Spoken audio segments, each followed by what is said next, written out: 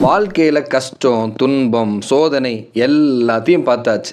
எதுக்கு தான் இந்த கஷ்டம் சோதனைலாம் வாழ்க்கையில் வருது அப்படின்னு நமக்கு தெரியல.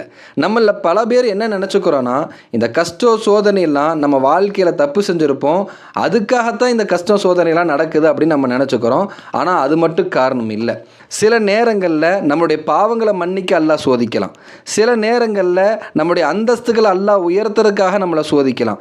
சில நேரம் அல்லாஹ் நம்மளை பரீட்சை செய்யறதுக்காக சோதிக்கலாம். என்னுடைய அடியான் யார் மேலே அதிகமாக நம்பிக்கை வச்சுருக்கான், அவன் மேலே வச்சுருக்கானா, மற்றவங்க மேலே வச்சுருக்கானா, அல்லது என் மேலே என்னோட அடியான் நம்பிக்கை வச்சுருக்கிறானா அப்படின்னு அல்லாஹ் சோதிக்கிறதுக்காக சில நேரங்களில் சோதனைகளை கொடுக்கலாம்.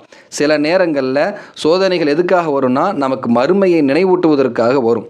சில நேரங்களில் சில சோதனைகள் வரும். அந்த சோதனைகள் எப்படிப்பட்டதுன்னா, அல்லாஹ் நம்மை நேசிக்கின்றான் அப்படிங்கிறதுக்கான ஒரு அடையாளமாக சில சோதனைகள் நடக்கும். அல்லாஹ் சில நேரங்கள் அடியார்களை நேசிக்கிறதுக்காக சோதனையும் செய்வான். அல்லாஹுடைய தூதர் ரசூல் ஸல்லல்லாஹு அலைஹி வஸல்லம் அவங்க சொன்னாங்க, இன்னல்லாஹ் இதா அஹப்ப கௌமன் இப்தலாஹும், அல்லாஹ் ஒரு கூட்டத்தை நேசித்தால் அல்லாஹ் அவர்களை சோதிக்கின்றான் என்று ரசூல் ஸல்லல்லாஹு அலைஹி வஸல்லம் அவங்க சொன்னாங்க.